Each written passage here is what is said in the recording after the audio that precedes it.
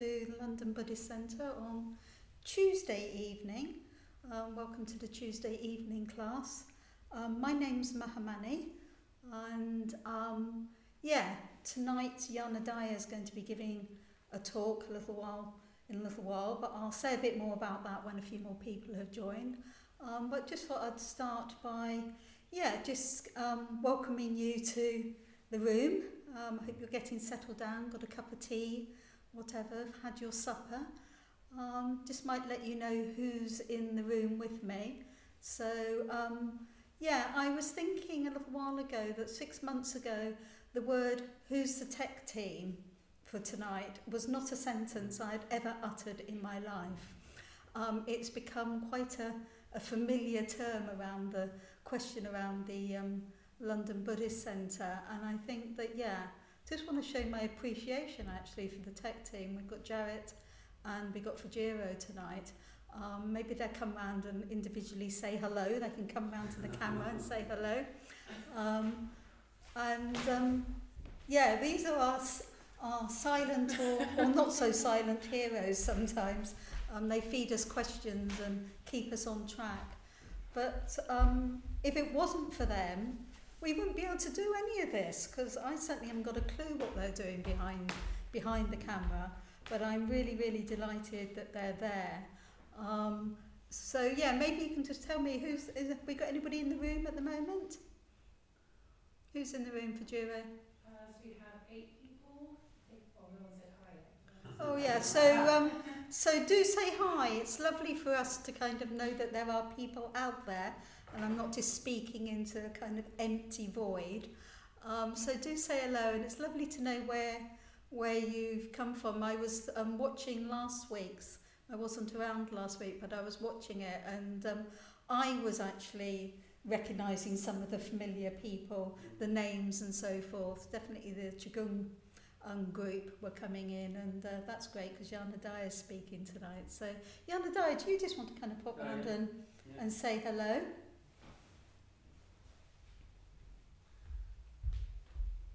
So this is Jnanadaya. See you later. Yeah, thank you. Did you get in there? I think so. Being very humble.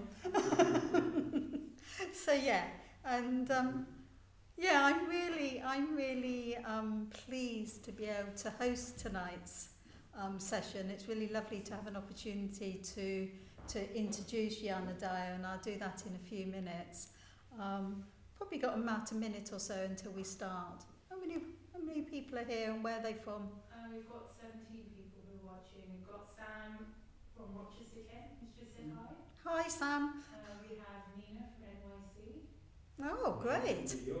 What time is it there? But we also have Julianne from Ireland as well. Oh, great. I'm interested to know what time it is in New York at the moment. I'm never very good with working out time differences. So. I think they're 5 hours behind. Oh, right, okay. Okay, so good afternoon. Richard's just said hi. Hi, Richard, from across the road. Thanks for the flowers, Richard. Richard does our flowers, and they're looking, I think, particularly beautiful. They certainly smell divine this evening. So thank you very much for that, Richard. It's really greatly appreciated. Oh, Nina has just said it's 2 o'clock in the afternoon. Right, okay, so 2 o'clock. Okay, well, it's lovely to have join us in the afternoon. So it's 7 o'clock. I think I might just make a start and introduce the kind of theme for the evening. So if you've been joining us over the past few weeks, you'll get a sense of what we've been looking at, but maybe it's your first time dropping in on Tuesday evening, and that's absolutely great as well. It's not a problem. But Stiramana started, was it 3 weeks ago now? I think it was 3 weeks ago, and he was looking at ethics. So he was talking about the need in a Buddhist life. Meditation is absolutely wonderful. We need to do lots of meditation, but we need to have a kind of ethical framework for our meditation. And I think we find that as we go along more and more. So Stivamanas was talking about ethics, and then Jnanadaya followed that up in the second week and he was talking about meditation, the importance of a meditation practice, and probably, I'm sure, linking that back to ethics. And then for some of you, you might say, aha, it's the threefold path, it's ethics, meditation and wisdom. And that's what we've been looking at over the past few weeks. So last week, we started to look at more of a kind of wisdom aspect. And Shraddha Gita gave beautiful, magical, poetical talk. If you didn't get to see it, just go back and watch it. And I just thought it's beautiful with her use of poetry. And she gave a very beautiful talk around impermanence, around the fact that everything is impermanent. We can just think of it as this constant, there's just change, there's changeness is happening all the time. And she was talking about how very often in life we can see that, we can mistake that for a source of suffering, but actually, depending on how we look at it, it can be a path to freedom. It can be a real path to freedom with acceptance and openness, and we can start to see the beauty, and I think she really brought that alive. Jnanadaya is going to continue this looking at different paths to insight into wisdom, and he's going to be talking around what we might commonly call as dukkha, or suffering, or unsatisfactoriness. And again, that's often, we can see that as something, well, we don't want to suffer, do we? I don't want to suffer.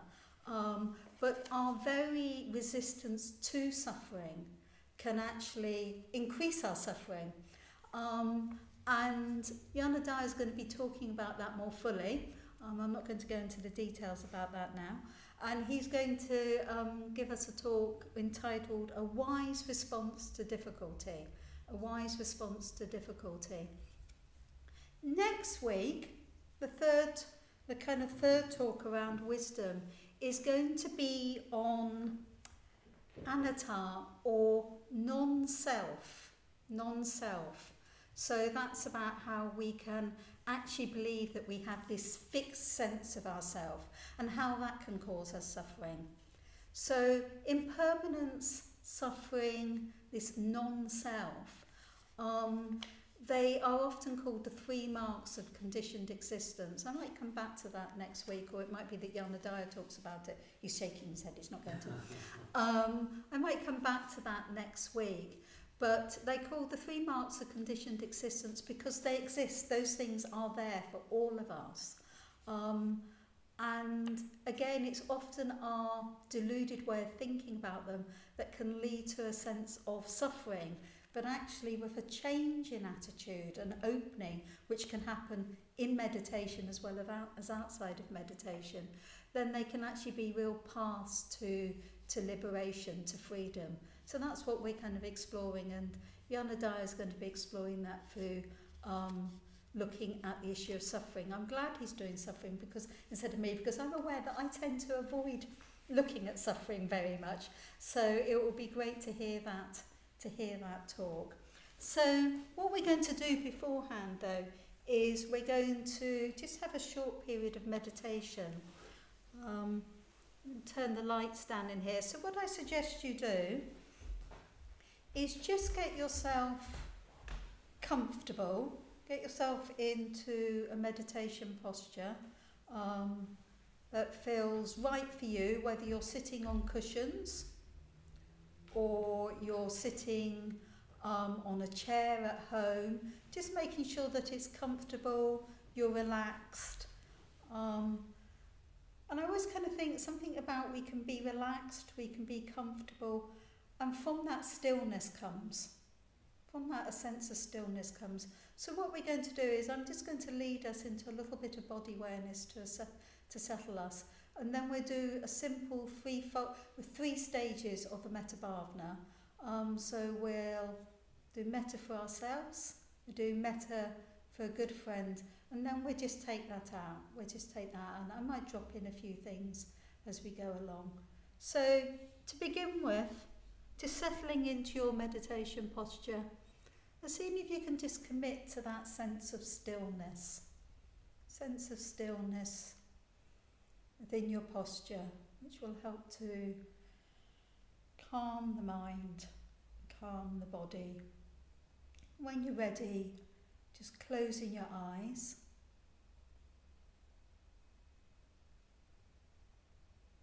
You might just want to start with a few deep breaths. So really breathing in, exaggerating the in-breath so you can feel it right down in your tummy.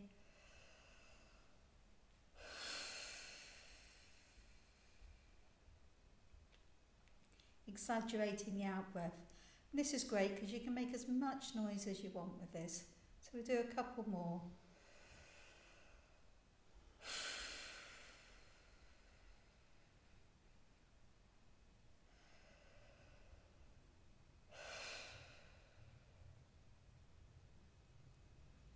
So hopefully that's just helped to get rid of any stale air in your lungs, but also to just bring your awareness a little bit down from the thoughts, from your mind and into your body.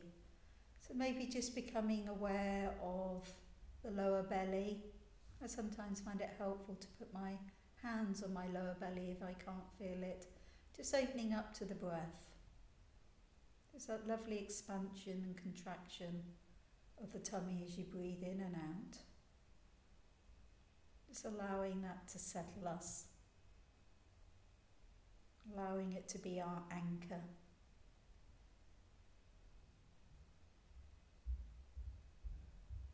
Just extending your awareness to the points of contact with, well, the floor beneath you, and way beneath that, the ground, the earth. So that might be your legs, parts of your legs, your feet. Can even include our sitting bones, whether we're sitting on a chair or cushions or directly on the floor. Just connecting to the earth, helping to ground us.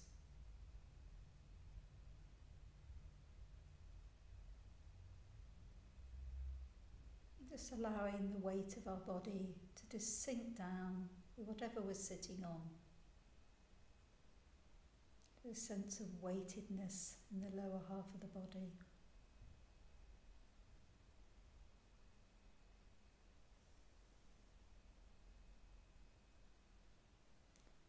And from that, just allowing the upper half of the body just rise up quite naturally, relaxed, the spine just following the natural curve, shoulders soft, arms and hands at ease, belly soft, the head just gently poised on top of the neck, chin just tucked in a little bit.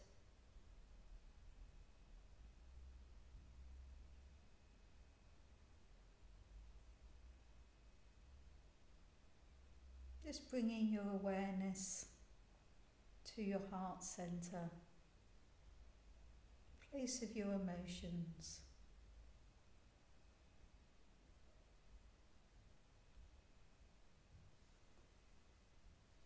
Gently checking in with yourself, how you're feeling at the moment. Metta Bhavana.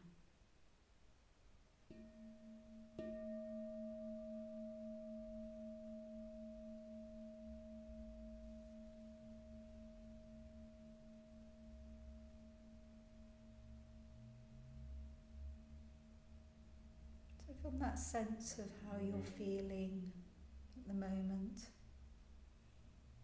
just have an open-hearted acceptance of whatever's there, whether you want it to be there or not. Just bringing a sense of metta and kindness to your experience.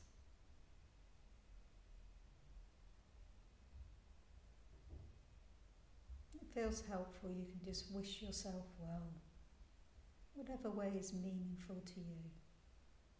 Just spend a few minutes doing that.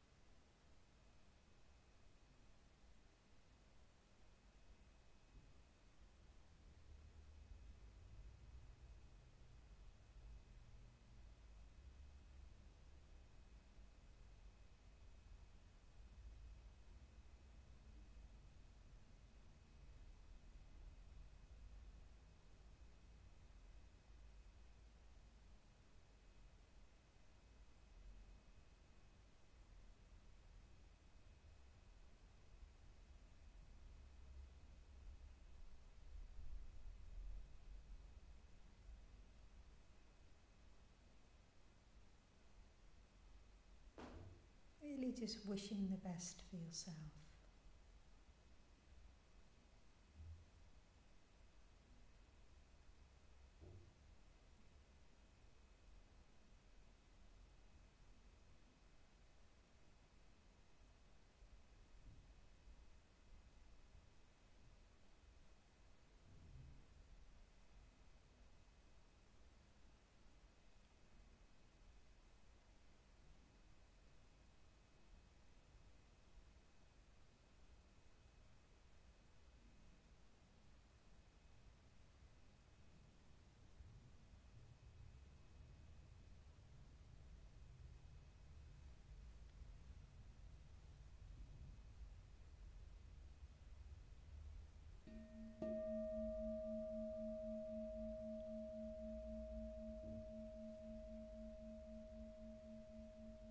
And when you're ready, extending this sense of metta, felt sense of metta, to a good friend, the first friend that comes to mind.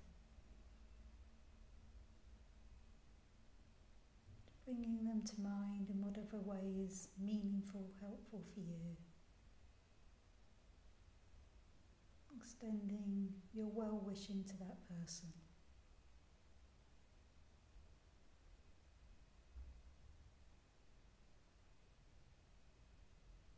Opening your heart to them.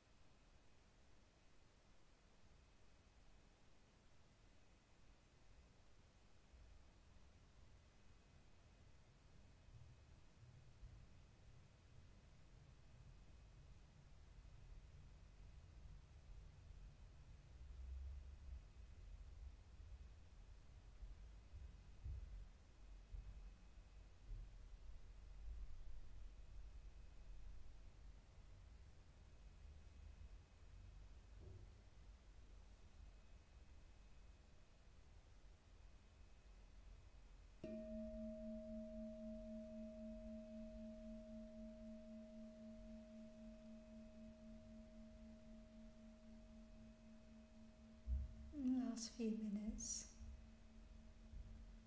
just beginning to extend your metta out from yourself and your good friend. Just extending that out, never widening circles, so maybe starting with the people in your building, if there's anybody else, out beyond that into the streets of where you're living, just taking it further and further, as far as you can go. May all beings be well.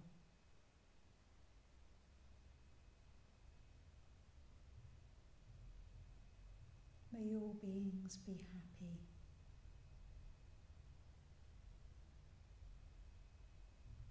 May all beings be free from suffering.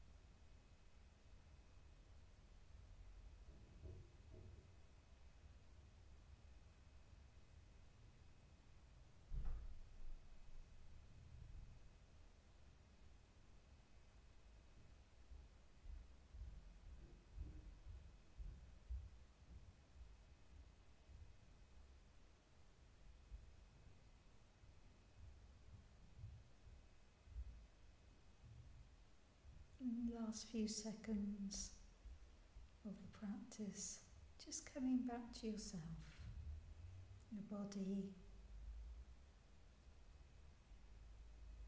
physical awareness, heart awareness,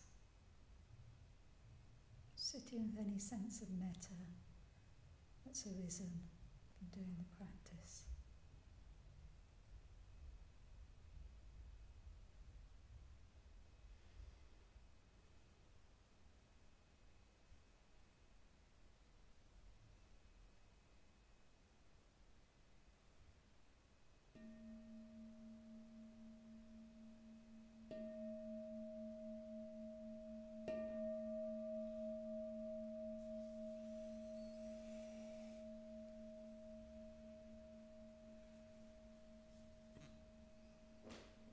So when you're ready, just opening your eyes, coming out of your meditation posture, sitting comfortably. And I'm really, really delighted to introduce Jnanadaya, who's going to be giving us a talk, a wise response to difficulty.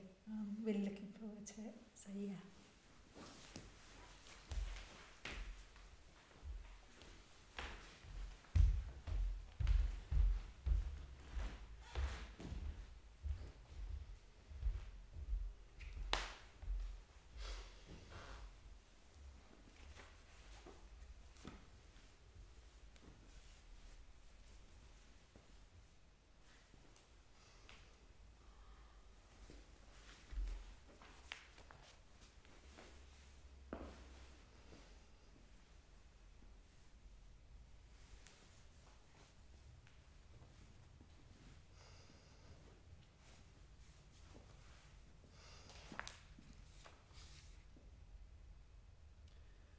If all things are dukkha, there is a kind of equality to all things, and the tussle and agitation of preferring one thing to another, of pushing and pulling, calms.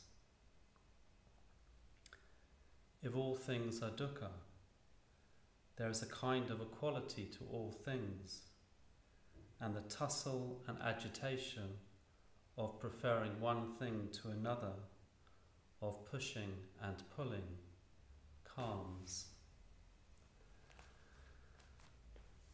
So thank you, Mahamani. That was a quotation from Rob Berbier and his book Seeing That Frees. And most of the material from this talk actually comes from his chapter on dukkha, from there. So just to credit Rob Berbier, and it's a very wonderful chapter, very good book actually as well. So last week Shanagita was talking about impermanence, and dukkha really follows up on from impermanence naturally. So because everything is impermanent, there really is nothing that ultimately can be relied upon. So everything ends, even the good things, good things, bad things, and different things, they all end. We end, our lives end with death. So in a sense, dukkha is inevitable, following on from this, the kind of the mark of conditioned existence of impermanence. There's three dukkhas. There's dukkha, which is like the pain, like say toothache, or something that's inescapably painful, or the loss of a loved one, or the ending of a relationship, or getting a thorn in your hand. They're just dukkha. There's sort of plain dukkha, and then there's the dukkha, a little bit like I was talking about just then, which is that even if something is pleasant, we know at some point, even we know at some level, or in some part knows that it will come to an end. So we kind of live with that knowledge of loss, even in the midst of pleasure, of something good. So there's the dukkha of things coming to an end, inevitably. And then there's also the dukkha in the sense that however good life is, from a Buddhist perspective, a kind of a more kind of worldly life is never as blissful, as pure, as pleasant, as wonderful as a life of renunciation, or a life of calm. So there's a very there's a very famous story from the suttas where the Buddha is sitting underneath a tree, and a king approaches him and challenges him on who is the happiest. And the Buddha says, "Well, can you sit here under this tree happily for a day or for an hour?" And the king says, "Yes, I can do that."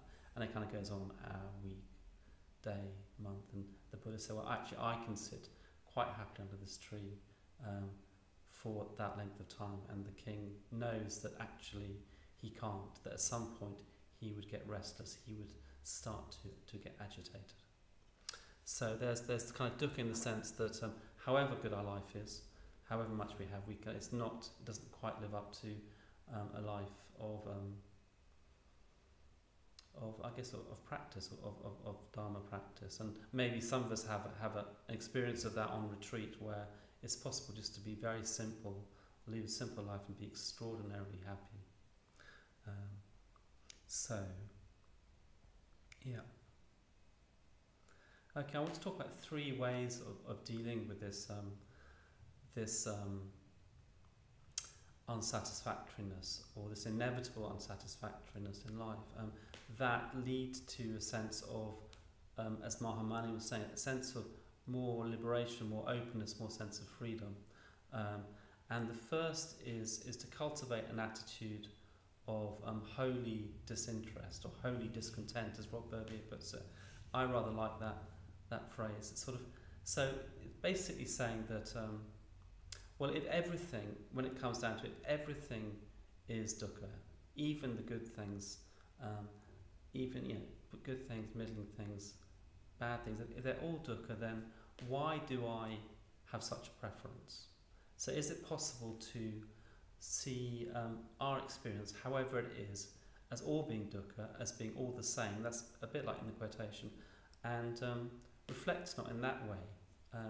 So we'll do a meditation a bit later where we'll just kind of bring that to mind. Can we just have a sense of equanimity about our experience? Ultimately it comes down to it's going to be unsatisfactory. So why get so het up if we have a good time or a bad time? Of course, it's a bit more difficult to do than that, but there is a possibility to start to experience some freedom around that. So we're trying to let go and to let be in that practice. And then the next 2 ways of working with dukkha. Speak up. Okay. I need to speak up, apparently, says he very quietly. So the next 2 ways of working with dukkha are very much around the fact that our suffering is very much related to our kind of inbuilt propensity to either kind of want to grasp something or to push it away. So in the second 2 ways of working with dukkha, we are trying to loosen the desire to grasp or to push, and we know when we're in the kind of grip of grasping or aversion, when our mind is very preoccupied by something, but also when our body is very tense. So we're looking to really try and relax and soften the body. Thank you, Jahid. Is that better? We'll see how it goes. Okay. So we're kind of bringing awareness to where in our experience we experience tightness or contraction, and we just continually keep on softening. So using the breath just to soften the physical experience of the contraction. We can also, within that, we can start to pay attention to how our experience, again, bringing in reflections on impermanence, how it's always changing. So as we get into our physical experience of contraction, or tightness and try and loosen it, we can also become sensitive to how that's actually always changing in and of itself. And then we can experience, we can view that, the whole experience, as unsatisfactory as well. That's better. Good. Okay. So I just want to kind of reiterate the three kind of sort of giveaways. One is that we're kind of a bit obsessed by something. Two, that our body is tight. And the third is that when we're in that kind of grip of craving or aversion, our world is very small. We can be aware of that, aware of how small our world becomes when we're kind of sort of in the grip of craving and aversion. That also feels like suffering. In fact, that kind of creates suffering, that smallest of worlds. So when we were doing the Metta Bhavana, I certainly get a sense of expansion, which is pleasurable in and of itself. So we're noticing that and just softening and just trying to kind of expand out a little bit as well. Good. And then the third way of sort of wisely working with suffering or dukkha is to welcome it, or to allow it and to open up to it. So I very much like the Rumi poem, the guest house, I think it's called. And there's something in there about just welcoming whatever shows up. You're like a host. You're like a really good host. So whatever shows up at your door, you welcome them. You make them welcome. And there's something incredibly liberating about that. And what it immediately does, Mahamani mentioned it earlier, is that it sort of prevents this aversion to aversion, which we can often have. So we have an unpleasant experience with suffering, and our response is not to want it. And that creates a double suffering. So what we're doing in this last way of working with dukkha is just welcoming it. So opening up to it, welcoming it. And allowing it. Good. All right, so that's actually all that I want to say about dukkha. What I'd like to do is have a longer period of meditation where we can go into these ways of working with dukkha. So we'll take a short 5-minute break, and then we can come back and we can have a good maybe 30 to 40 minutes where we start to explore these ways of working with dukkha, with suffering. Okay.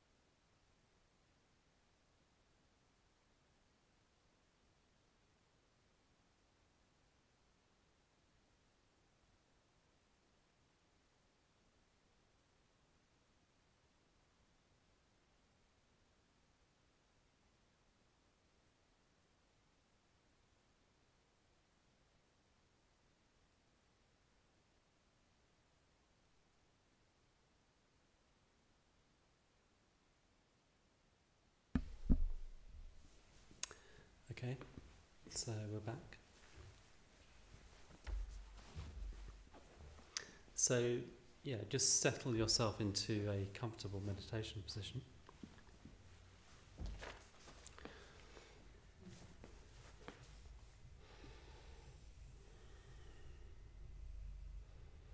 And we'll have about 35 minutes, so we'll do kind of reflections, meditations on each of those three ways of working with dukkha.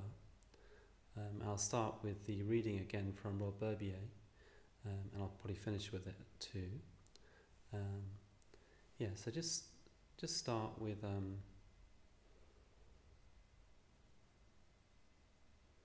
settling back into the room.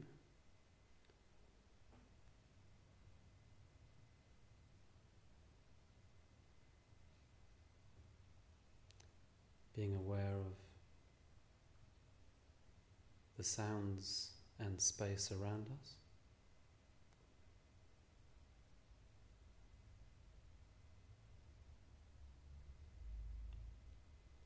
The world out there and the world inside.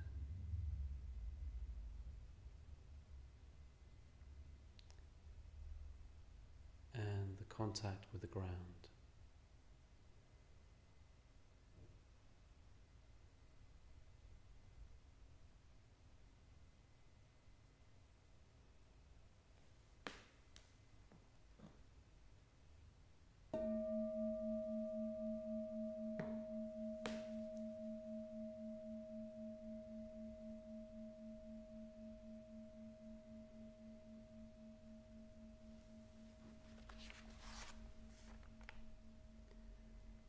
If all things are dukkha, there is a kind of equality to all things, and the tussle and agitation of preferring one thing to another, of pushing and pulling, calms.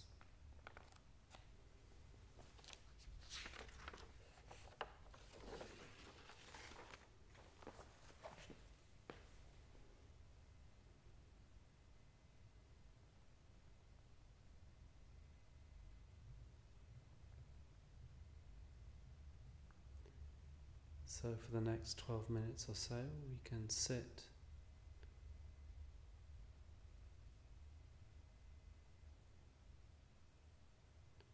and cultivate an attitude of holy disinterest. So whatever arises, so whatever our experience, whether it's pleasant or neutral or unpleasant,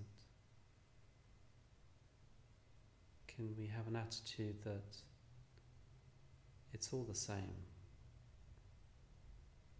at the end of the day?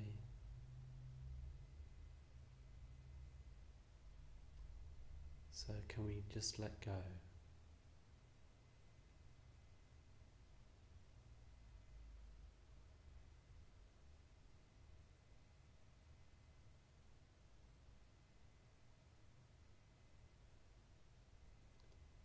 And the first thing is just to notice what our experience really is.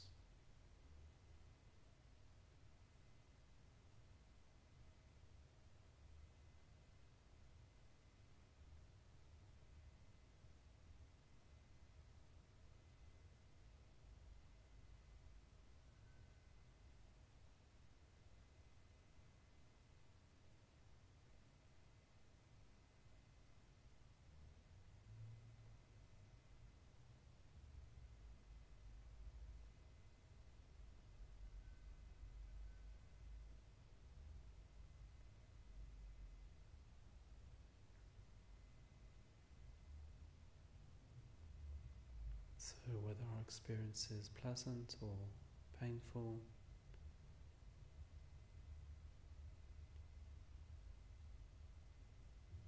we see it as dukkha.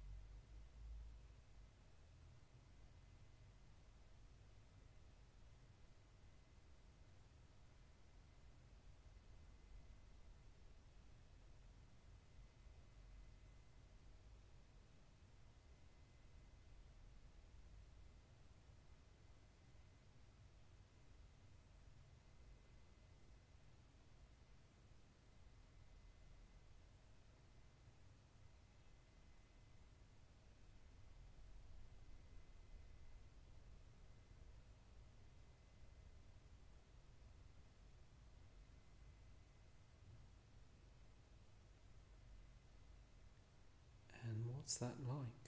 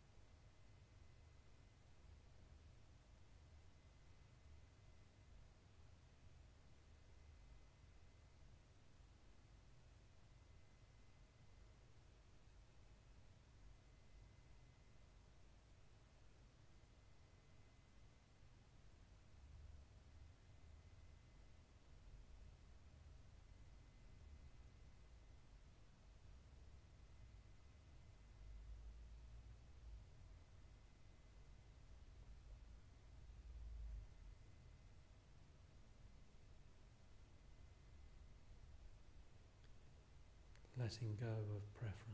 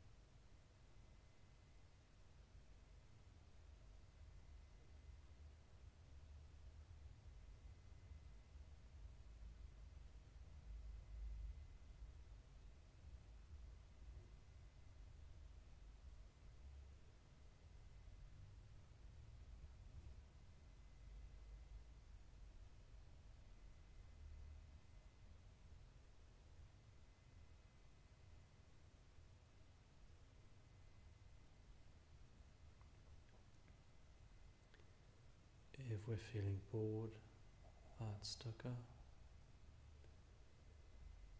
If we feel a sense of release and joy, that too is dukkha.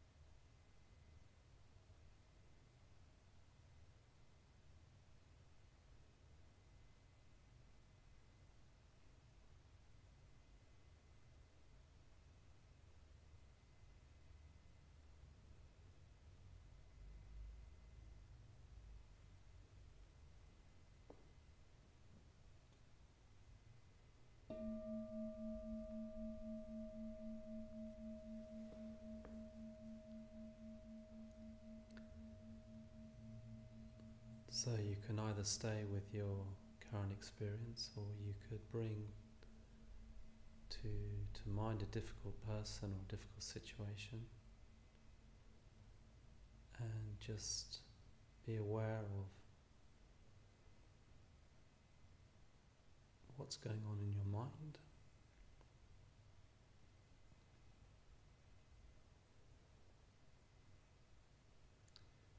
Your sense of contraction or spaciousness.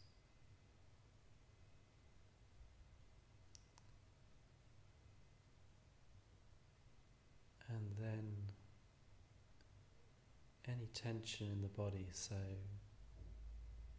tension in the body generally or a particular tension,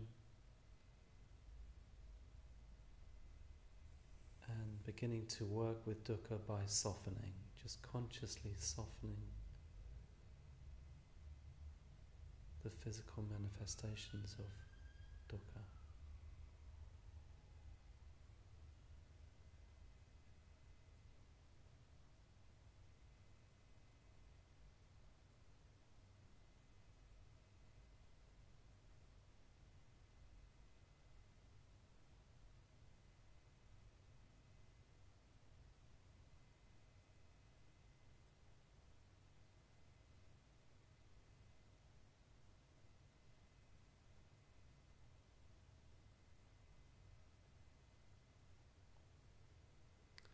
And sometimes bringing awareness is enough, just to become aware of pain, of tension.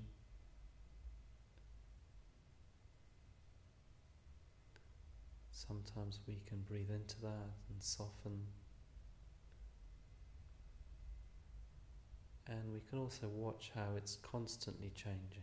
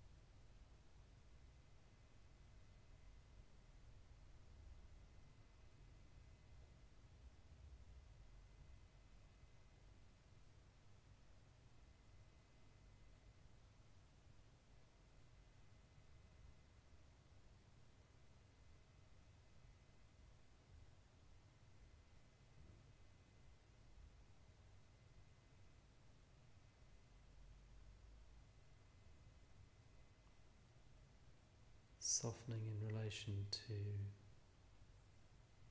our own bodies, and softening in relation to the object of our suffering.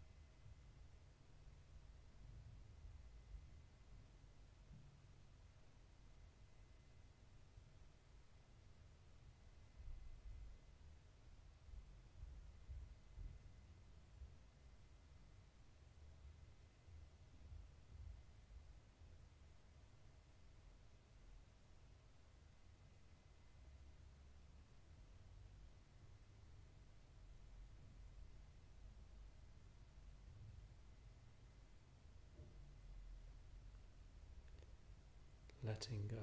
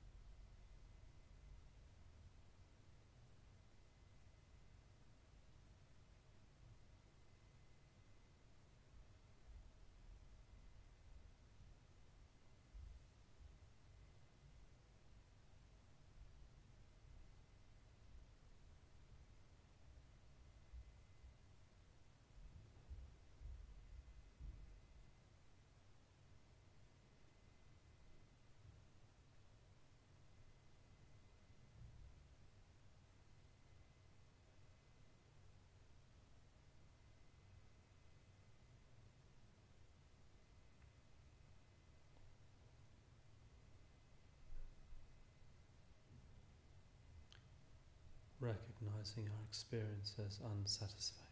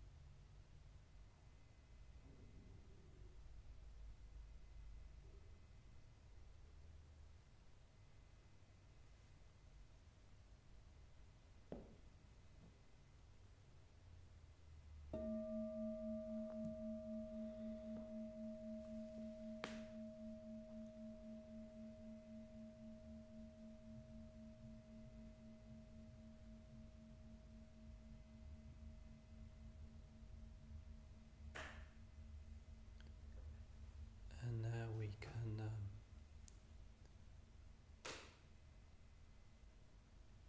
use another approach. So being aware of our experience.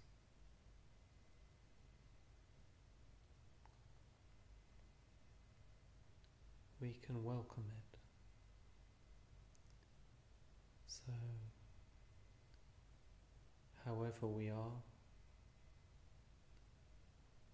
we welcome it. We open up to it and we accept it.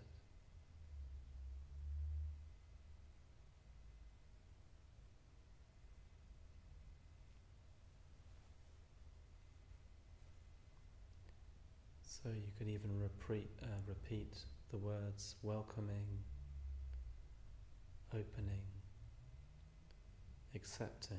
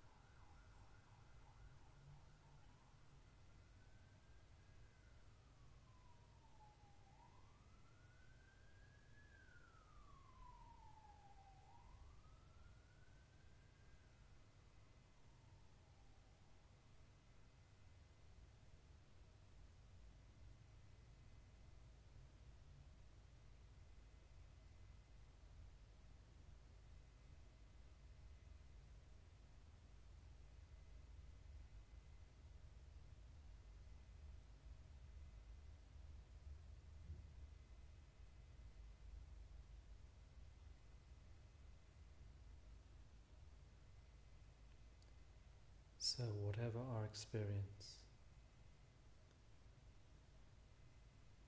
continuing to welcome, accept, open up to.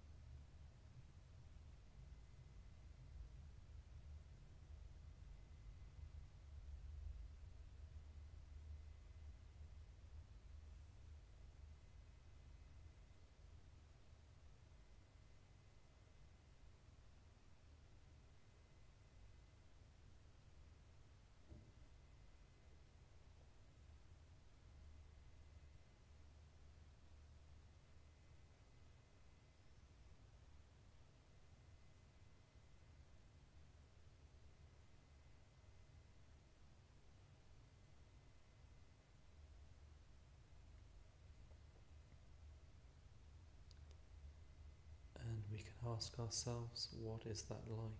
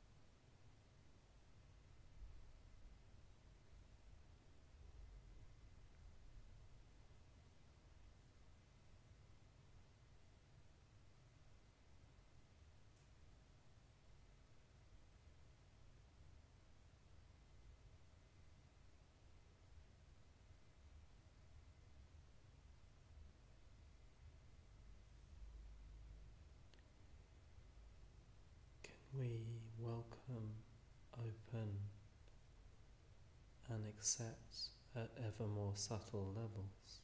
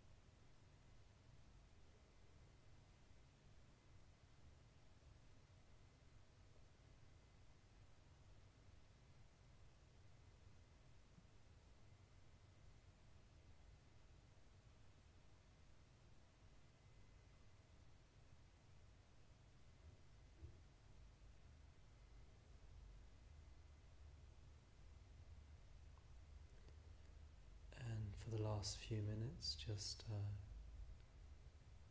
letting go of any effort,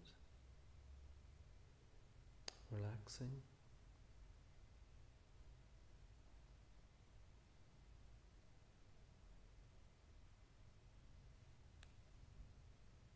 Just sitting.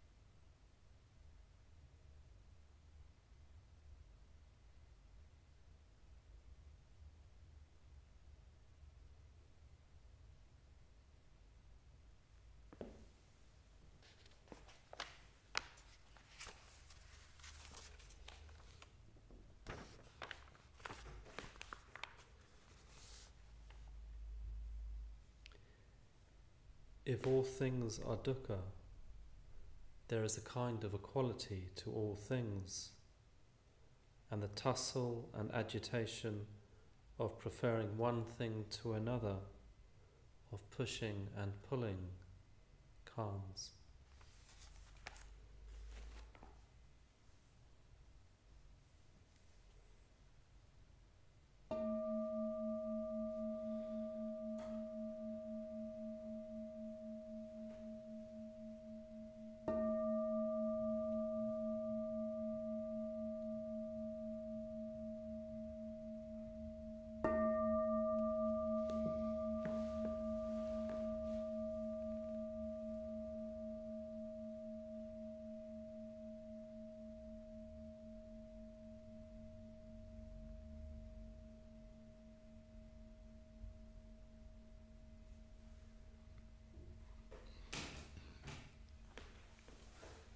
Okay, so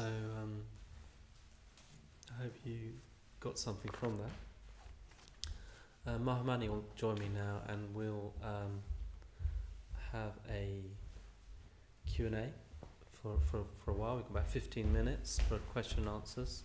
So do post any questions in the chat column, and we will do our best between us to Between us? Yes, you too. You too. To elucidate. Good. Oh, yeah, I need to just get this going. Bear with me a sec. Let's see. I was thinking just while you're getting that going. First of all, I want to say thank you. I'm feeling incredibly calm, actually. And normally, if I know I've got to do something, I kind of hang on to that a little bit, and I just let go that I was kind of coming back to talk to you in a way. So something worked. Something worked. So thank you. It's very beautifully led. And I was just thinking, you know, there's those three different approaches. The kind of holy disinterest. I love that I love that phrase. It's wonderful, isn't it? And then that kind of almost the softening of the body, and then that welcoming it in. And I was thinking, I'm probably a welcoming in girl. Right. Like, I bring it on. Yeah. I bring it on. And I was just wondering which, you know, if you had a kind of almost a preference for one of those, or different occasions you use different. Right. I've got to confess, I don't use them very much. It's basically I did quite a lot of reflection on my ordination retreat, and then I do come back to that. I feel a real depth of gratitude to Rob Berbier. Actually, he's died fairly recently, and such a wonderful exposition of the Lakshanas in his book. So I feel quite moved by thinking about him. Actually, but I never met him. But yeah, the one I love the holy disinterest as well. I wish I could pull that off a bit more often. But I think I would my thing would probably be more the softening, the body and the softening. Right. Yeah. Yes, I was. Then we do have a question, and I'll come to that in a moment. But yes, I was just kind of thinking about Rob Berbier, and we've been talking about impermanence and suffering, and next week we're talking about kind of this no fixed self, and with his death recently, which I was quite aware of, it just seems a kind of there's an embodiment in some ways of what he was trying to kind of teach so beautifully. So we have a question here from Masia. I hope I'm pronouncing the name properly. Yes. Thank you for the lovely practice. If I get too close to my experience, I become it. If I stay too far, I push it away. Any tips for navigating that space? It's a very good question. Gosh, it's very beautifully put. It's quite poetically put, I think. Yes. So if I get too close to my experience, I become it. If I stay too far, I push it away. Any tips for navigating that? No, but I think my sense is that you do know, like you have a sense of what's too far and what's too near. So it sounds like you're aware of a continuum, and then maybe the tip would be really to be sensitive to your experience and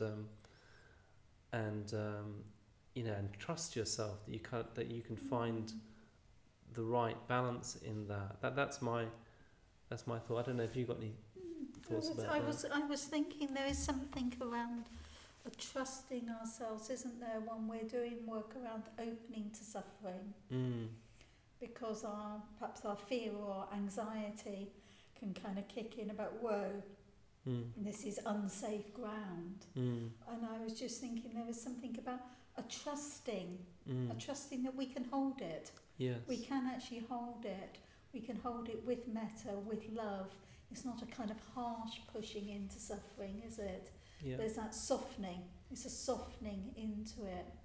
And I think that there is something about having confidence and trust in our own practice that I think can be really, really helpful. But it does sound like maybe there is an understanding of what's going on there and just softening to that. Because almost that's a form of suffering in itself, isn't it? A form of dukkha. And just kind of, it's okay. It's actually okay. Yeah, I think that's very good. It also makes me think of sometimes we know when's close enough. It might be actually right now that's as close as I want to get to this. That's as much as I can manage, and it's sort of being wise. Again, it's like wise about that.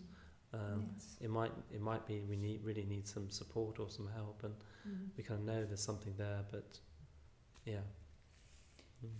I think you're definitely right there. I think that we have to kind of approach these things with a gentleness in a way. It's almost like building up the muscle, isn't it? That I'm just thinking when we teach Metta Bhavana, I often say with the difficult person, just choose somebody you're having some mild difficulties with. Don't go for your enemy number one, because it's too much. It's too much. I think the same with suffering. We can start off with little things. I was softening I've got a bit of a pain in my hand at the moment from doing much handwriting, and I was just opening to that, opening and softening to it. It's actually gone now completely, because I think that is something that comes from opening up to our suffering. Is it changes? It actually changes. I think that's a good point. It's really being. I remember my Choban saying to me, "I want to really be aware of those changes in our experience in meditation." It's so easy to fix things and just be aware that it's not fixed. It's always changing. Yeah, and there's Yeah. something about if we pay attention to it, we can see that, can't Yes. we? Yeah. Just that open Yeah. awareness, that welcoming, the Yeah. welcoming Rumi's poem. Yeah.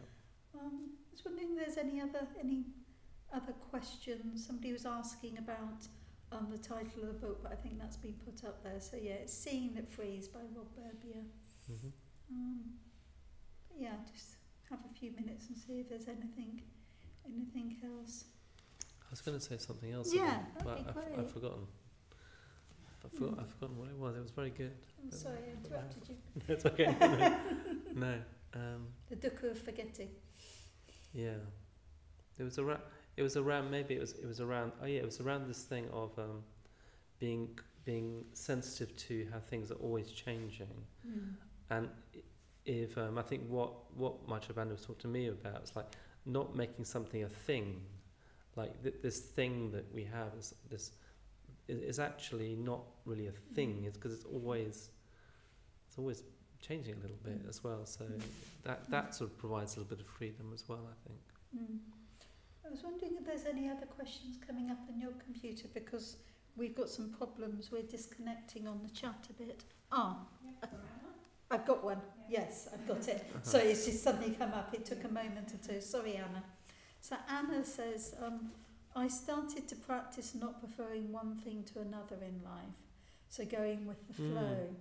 But I worry it makes me quite submissive. Can you practice dukkha in this way and still be assertive? That's a great question. I don't know. When I think about it, I think there is a potential problem with it, with the approach of really trying not to have a preference. But it's not. The whole idea of it for me is to try and create some freedom and create more sort of sense of freedom and aliveness and even joy somehow, through holding things just a lot lighter, not clinging so much. And so I think if you do that with I don't know, with the question of being assertive, or I don't know if that comes into it so much. It would be like if I can say cultivate holy disinterest, then it doesn't matter to me somehow too much what I don't know, that maybe that doesn't resonate with your experience, but I'm thinking of a time. It's been in my mind, like of just walking to a bus station back in the 80s and feeling very free and not too not too bothered. But the question of assertion or not doesn't come in. It sounds like for you, maybe you've got a bit more of a handle on that. I mean, obviously, without knowing the kind of ins and outs of Anna's question, I guess it resonated with me a little bit, because I kind of thought, but actually having this, trying to kind of practice this openness, this preference for a particular experience or another, doesn't mean that we don't look after ourselves. And maybe that's part of what the question is about. It's not being kind of, somebody comes up and hits us in the street, we just passively accept that. That we can be assertive with that. But also there's something around our attitude that we don't add the next layer of suffering onto it, whatever that might be. Because those, things do happen to us in that way, Fortunately it hasn't happened to me and my dad, but, but it's not about a passive acceptance of harm coming our way. That's what I was kind of thinking. But it's more about an attitude that there is suffering in life. There is suffering of all sorts in life.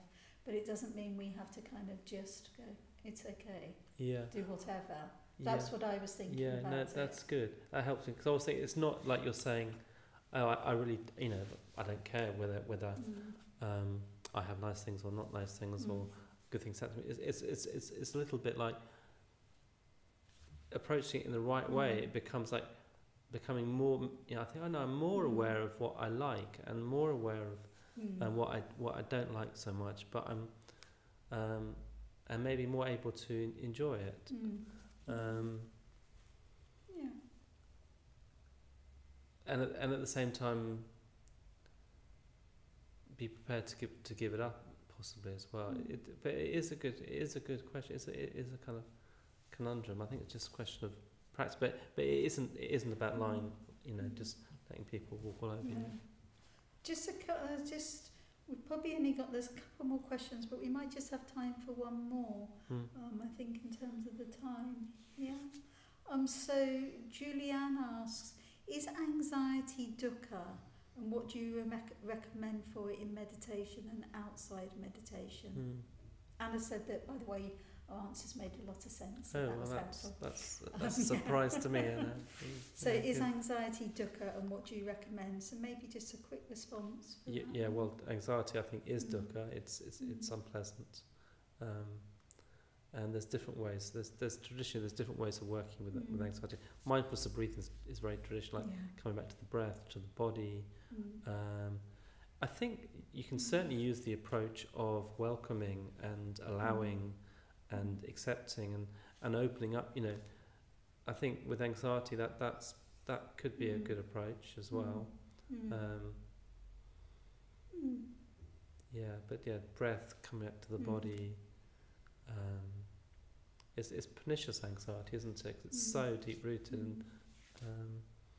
I think anxiety is maybe a very common form of dukkha. I was just thinking that the way those three different ways kind of really offer something. I think particularly the last two, also that softening to it, softening to the body. I was just reminded that I came across somebody in the park several weeks ago who was having an anxiety attack, a panic attack. Never actually seen that before, and I instinctively just said, okay, just sit down on the ground and just breathe with me. And I just got her to, it was a kind of automatic thing, and she started to calm down. And I think there was something, she just came back into her body, and that can be really, really helpful. Just to finish off, Marcia just asked a question about can you talk a bit more about layers of suffering? Probably not in the minute we have left, unfortunately. But Rob Berbier looks into the layers of suffering, doesn't he? I think. Does he talk about that? Or do you have a recommendation? Do you mean like the layers as in like dukkha and... Yeah, can you talk a bit more about layers of suffering? Any examples that come to mind? I think probably the answer is not really because of time. But if I think you're referring to what I think is this thing about where you have suffering that's just suffering. So like a toothache, suffering. You have suffering where, say, you're really enjoying something, but there's a threat it might end. So you're going out with this wonderful person, but you're kind of thinking, oh, maybe she'll meet somebody else or whatever it might be. There's a sort of suffering, or it will end at some point.